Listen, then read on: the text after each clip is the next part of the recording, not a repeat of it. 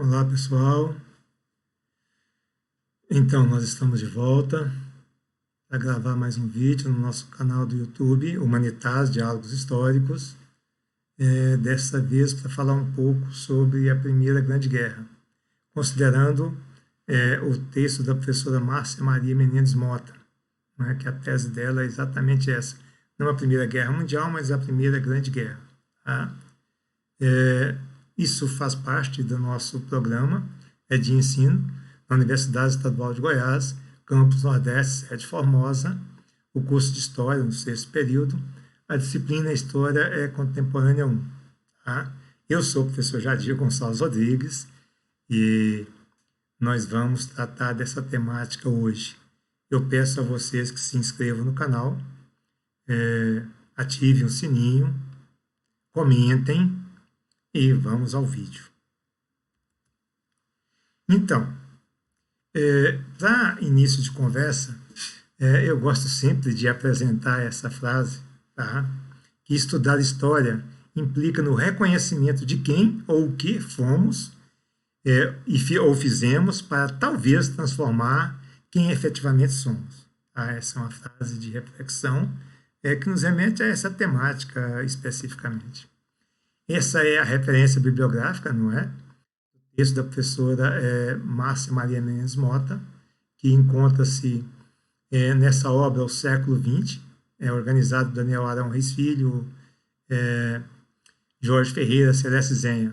E esse volume 1 trata do tempo das certezas da formação do capitalismo à Primeira Grande Guerra. Tá? Enfim, quanto a uma reinflexão histórica, a ideia aqui é pensar um pouco como que o conflito imperialista acaba empurrando a Europa para a guerra. Tá? E vai envolver essas diversas potências europeias em um conflito em escala continental, literalmente. Eu não concordo com a professora Márcia Maria Menendez Mota, não se trata de uma guerra em escala mundial, não é? Mas em escala europeia, literalmente. Tá? E é um ensaio para a Segunda Grande Guerra de uma maneira mais efetiva. E aqui nós entendemos esse conflito imperialista enquanto a disputa por espaço vital no contexto da África, da Ásia e da Oceania, dessas potências europeias. Tá?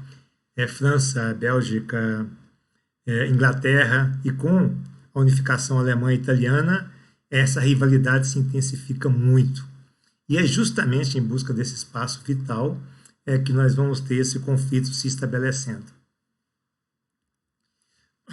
Bom, segundo a professora Márcia Maria Menendez Mota, é preciso entender as rivalidades políticas do final do último quartel do século XIX e essas primeiras 2 décadas do século XX, enquanto um desdobramento natural da competição econômica, ou seja, a busca de fontes fornecedoras de matérias-primas para além dos limites da Europa, não é? E, por outro lado, conquistar mercados consumidores. Tá? A gente já fala de uma Europa altamente industrializada para essa segunda metade do século XX, particularmente nas últimas 2 décadas e meia, contando com a unificação alemã e italiana. Tá bom? É só lembrar, segundo Hobsbawm, a oficina do mundo era a Inglaterra, e a Alemanha se unifica em 1871, e já em 1895 ela supera a Inglaterra em termos de produção, tá? De produção industrial. Isso se dá via queima de etapas, enfim. Tá?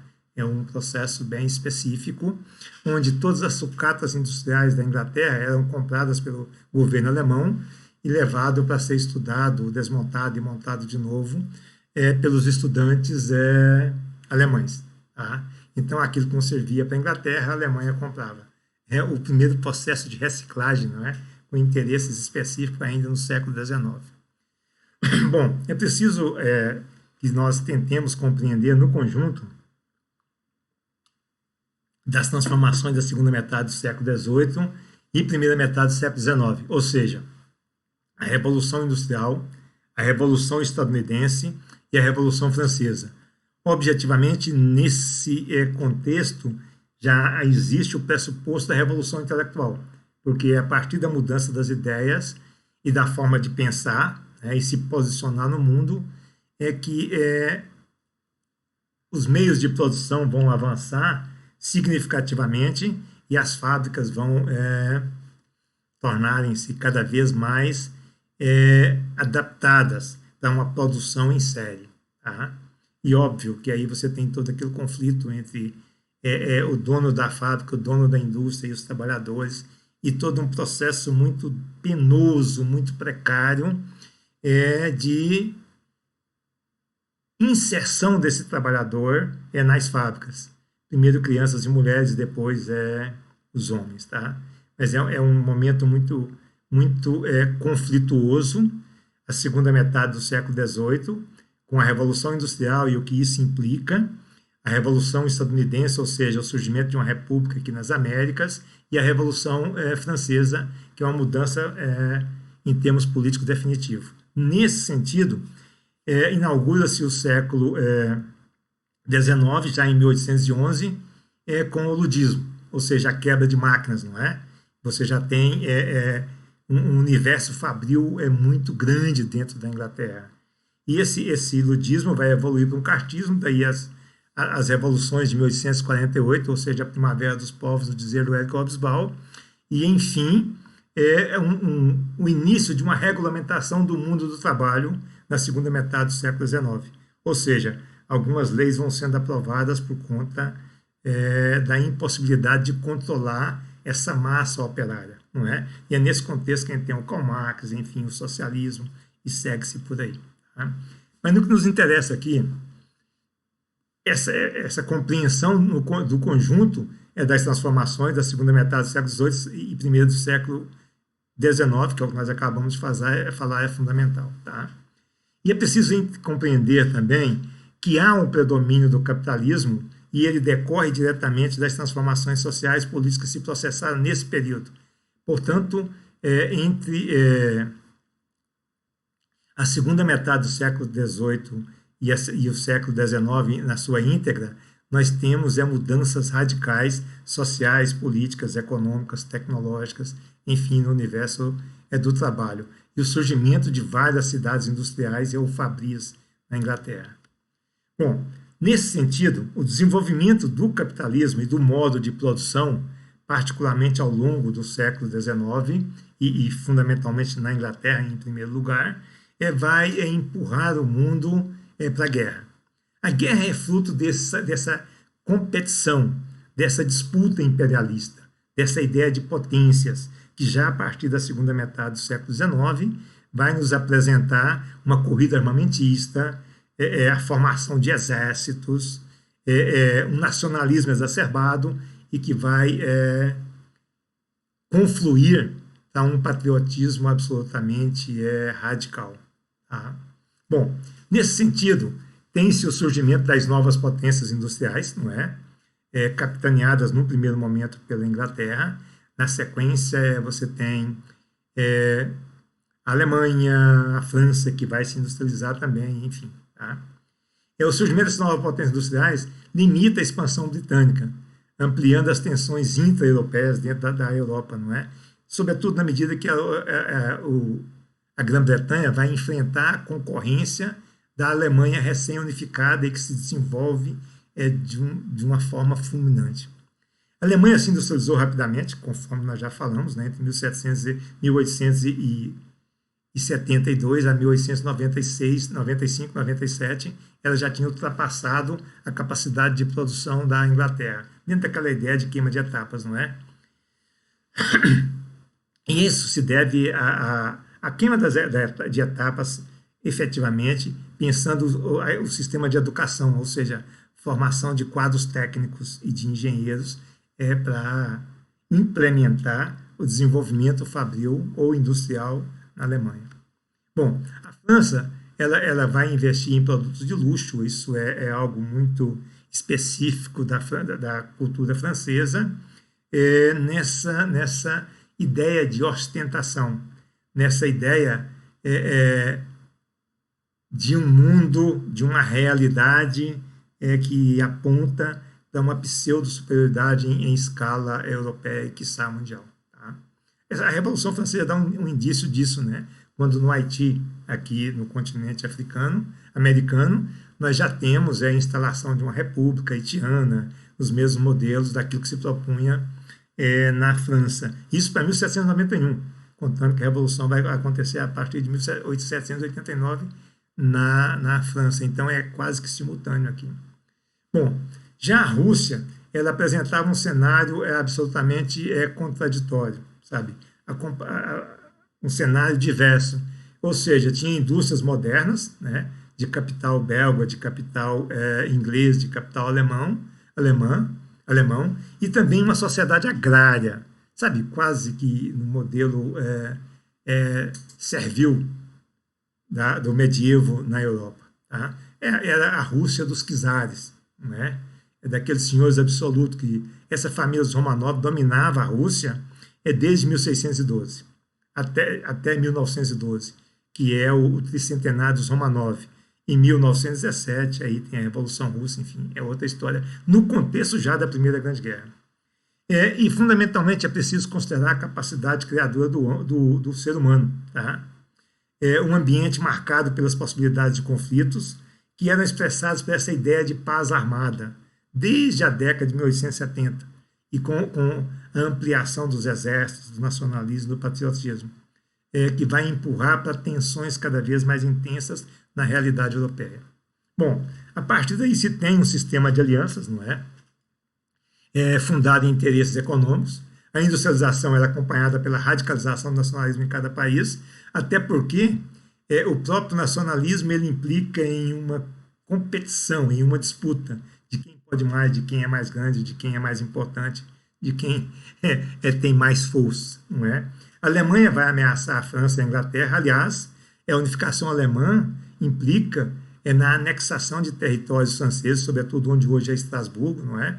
Produtor de carvão e ferro. A Alemanha vai anexar, literalmente. E ela ameaça realmente a Inglaterra e a França, tanto política quanto economicamente. Tá? A Alemanha ela estabelece uma aliança com o Império Austro-Húngaro e com a Itália, que havia se unificado naquele mesmo momento, não é? A Entente Cordiale vai ser formada pela Inglaterra, França e Rússia. Esse sistema de alianças vai transformar o conflito regional entre Áustria e Sérvia numa guerra. Mais ou menos o risco que se corre hoje com a Federação Rússia e a Ucrânia, e aí nós pensamos a OTAN, não é? Como que a OTAN, ao interferir nesse conflito entre, por exemplo, hipoteticamente, entre Federação Russa e Ucrânia, nós teríamos uma guerra em escala mundial. Tá? E é o que acontece, sabe? O conflito entre Áustria e Sérvia que vai colocar essas duas alianças uma frente à outra e inicia-se a guerra em escala europeia. Os alemães acreditavam em sua superioridade e tinham uma confiança generalizada na vitória. Da mesma forma, a Inglaterra, a França, isso faz parte do nacionalismo, da retórica nacionalista e do patriotismo exacerbado que havia se instalado a partir de 1850 até 1914, 1915. A guerra ela dura mais do que o esperado, né, e vai exigir um esforço enorme das potências. Inglaterra, França, Itália, Alemanha, tá?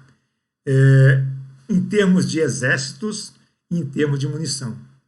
E aí tem-se um fenômeno extremamente dolorido para a realidade europeia, que seria a Guerra das Trincheiras, tá? Que levou a um entrave, a uma paralisia. E é preciso considerar que nesse momento também se tem a Revolução Russa, né, que vai levar a Rússia a se afastar, a sair da guerra. Tá? E na medida em que a Rússia sai, os Estados Unidos entram na guerra contra a Tríplice Aliança. Tá? E os alemães eles vão assinar um armistício só em 1919, reconhecendo a derrota. Porque é preciso entender que a desorganização do sistema produtivo da Europa implicou na necessidade de importação de alimentos, tá? Que não é todo mundo que ia para a guerra, são os jovens, não é? e os velhos e as crianças e as mulheres ficam nas cidades, são os civis. Então, e é nesse momento que se desenvolve a tecnologia dos submarinos, que é um esforço alemão por afundar os navios que estavam a levar mantimentos para a população civil. A ideia da guerra é muito essa: se você não pode matar, vencer o inimigo, está numa trincheira onde frente a outra, mate de fome os seus familiares, mate de fome os seus concidadãos. Aqui eu optei para apresentar rapidamente uma narrativa fotográfica para as pessoas verem o que é uma trincheira. Essa é uma foto original da trincheira, tá? Do Museu Britânico, tá? E que mostra as condições em que os soldados ficavam. Não uma semana, não um mês, mas isso é 2 anos e tanto, tá? Nessas condições aqui, e lembrando que é uma região extremamente fria na Europa, não é? Essa é outra imagem da trincheira, para ver como que é a situação que esses soldados ficavam. Mais uma, não é? A trincheira 3, que você vai ter eles aqui, tendo problemas nos pés por conta da extrema friagem e da umidade, não é? Porque eles vão ficar nesse espaço o tempo todo, sem ter para onde ir. E aí se pensa um pouco nas técnicas de massacre, segundo a professora Márcia Maria Menezes Mota. E enquanto as consequências da guerra, não é? O massacre eram utilizar gases, você lançar dinamite ou bombas em cima das trincheiras ou em cima dos exércitos inimigos, não é? Com os Zeppelins. Então é todo um ensaio da Segunda Grande Guerra, que já é uma continuidade dessa guerra. Tá? E também dos tanques, que vão estar sendo desenvolvidos nesse contexto. Tá? E todo tipo de armamento que vocês imaginarem. Sobretudo essa guerra química. Porque um dos grandes desafios era o risco de morrer com o gás mostarda, tá? Que era um gás que envenenava a população. Nós temos algumas imagens logo a seguir. O que se tem? Morte de milhões de jovens, o que vai gerar um problema, não é? De envelhecimento da população europeia, e que é difícil de se recuperar nesse sentido. São milhões e milhões de jovens, não só mortos, mas também mutilados ou que vão começar a apresentar problemas psicológicos gravíssimos, não é? E a Guerra das Trincheiras, que é um verdadeiro inferno de ficar-se dentro dessas trincheiras semanas, meses e até um ano nessas condições, sem ninguém avançar nem recuar. Tá? Bom, e nesse sentido, se pensa nas inovações que eu já disse aqui, né, do Zeppelin, dos tanques, não é?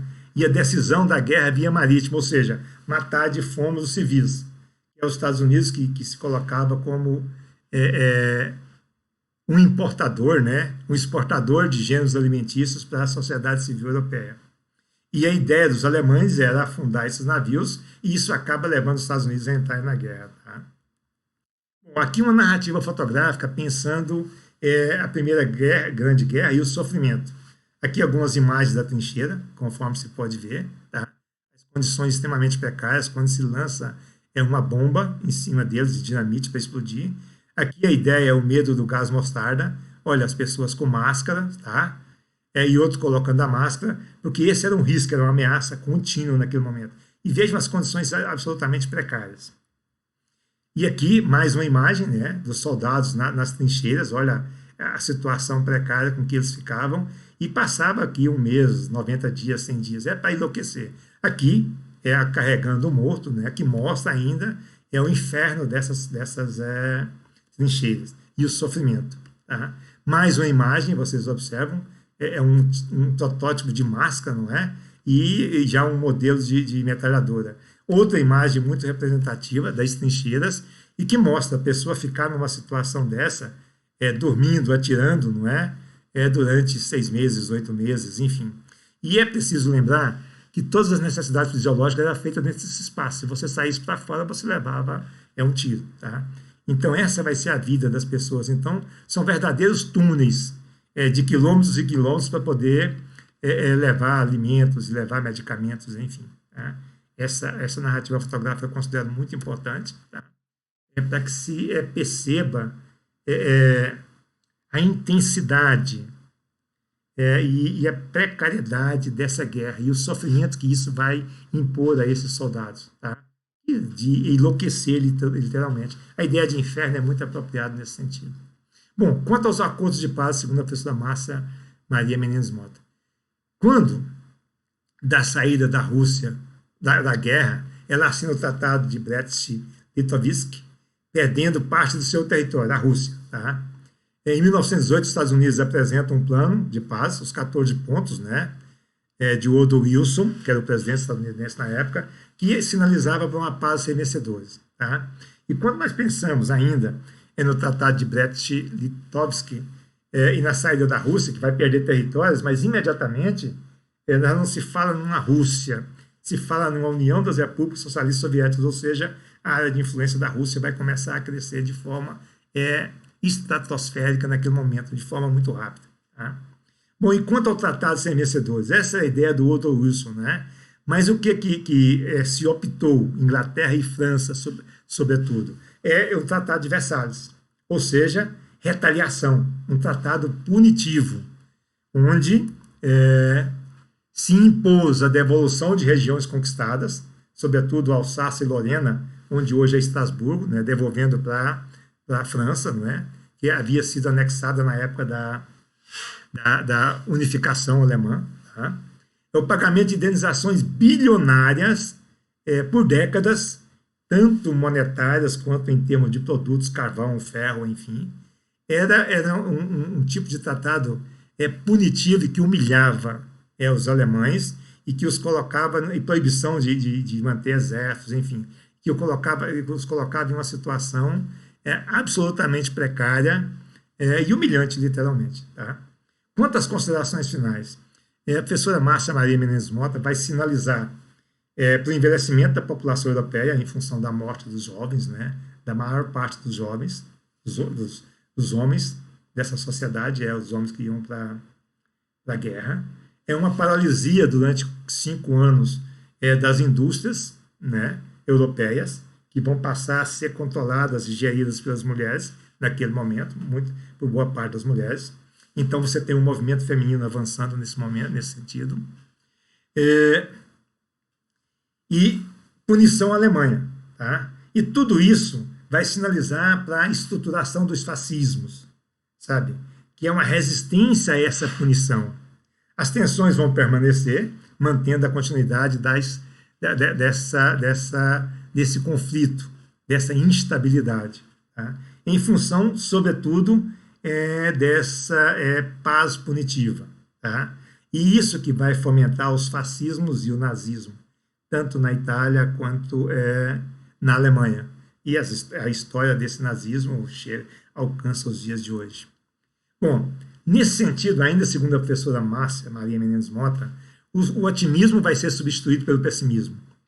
E a Segunda Guerra, que é uma continuidade da primeira, segundo o Eric Hobsbawm, possibilita a difusão do discurso revanchista de quem, ao invés de um acordo de paz, né, uma paz sem vencedores, estabeleceu uma paz punitiva, além do aperfeiçoamento das técnicas de massacres.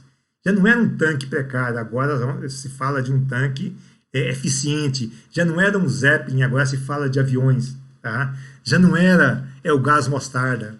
A Segunda Grande Guerra aponta para a bomba atômica, já para 1948 em Hiroshima e Nagasaki. Então, é justo concordar com a professora Márcia Maria Menezes Mota. O otimismo da bela época, da bela época, do final da segunda metade do século XIX e a primeira década do século XX, vai ser substituída pelo terror, pelo horror. O progresso pela violência. Tá? Essa é uma situação que a sociedade deveria ter aprendido muito com essa guerra, mas não é o caso. Tá? Aqui uma imagem de Hiroshima, tá? De uma fotografia, para se perceber como que uma bomba atômica é devastadora. Ela simplesmente faz com que os corpos das pessoas evolem-se, ficam simplesmente a marca, sabe? Aquela marca nas paredes, no concreto. Tá? Ela é de um potencial destrutivo simplesmente avassalador. Tá? E me parece que o mundo não aprendeu o suficiente com isso, não é? Porque o que se tem depois de Hiroshima e Nagasaki é o beneficiamento, a construção de milhares e milhares de bombas atômicas que estão espalhadas pelo planeta, particularmente sob o controle estadunidense e o controle da União Europeia e o controle da Rússia, ou da Federação Rússia.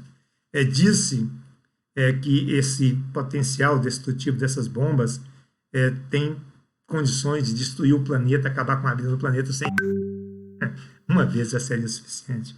Então é isso, pessoal, é uma breve argumentação, sabe, apresentando preliminarmente os tópicos que vão ser discutidos no trabalho da professora Márcia Maria Menezes Mota. A Primeira Grande Guerra. Ela não aceita a ideia de uma guerra mundial, até porque efetivamente não se foi, e essa é a tese dela, tá? Mas mesmo em sendo uma guerra europeia, ela acaba envolvendo, por exemplo, os Estados Unidos, acaba envolvendo a Rússia no leste europeu, não é? E nesse sentido, modifica o cenário da realidade europeia. Sobretudo, o Tratado de Versalhes e a Paz Punitiva, não é? Onde nós localizamos, segundo o Eric Hobsbawm e a própria Márcia Maria Menezes Mota, Francisco Carlos Teixeira da Silva, as origens desse fascismo, a origem dos fascismos, que alguns vão chamar de nazismo, mas a gente tem, que é a negação do outro, não é? E a sublimação do coletivo, tá? Que vai marcar de forma indelével os processos históricos na Europa, tanto para a década de 1920, 1930, 1940, e mesmo as décadas posteriores, até chegar nos dias de hoje, com a ideia de neonazismo ou neofascismo. É isso, pessoal, inclusive aqui no Brasil, né? É isso, pessoal, valeu, um grande abraço, eu espero que esse breve vídeo possa contribuir com todos os amantes dos estudos históricos, tá? Os amantes da história. Então, eu agradeço pela vossa atenção, de todos vocês. Desejo a todos um excelente final de semana. E eu vou me despedindo aqui, professor Dr. Jadir Gonçalves Rodrigues, esse é o meu e-mail. Tá? É isso, muito obrigado a vocês. Espero que esse vídeo possa contribuir para ampliar as possibilidades de discussão e compreensão do processo histórico que se apresenta à nossa frente. Grande abraço. Nós ficamos por aqui.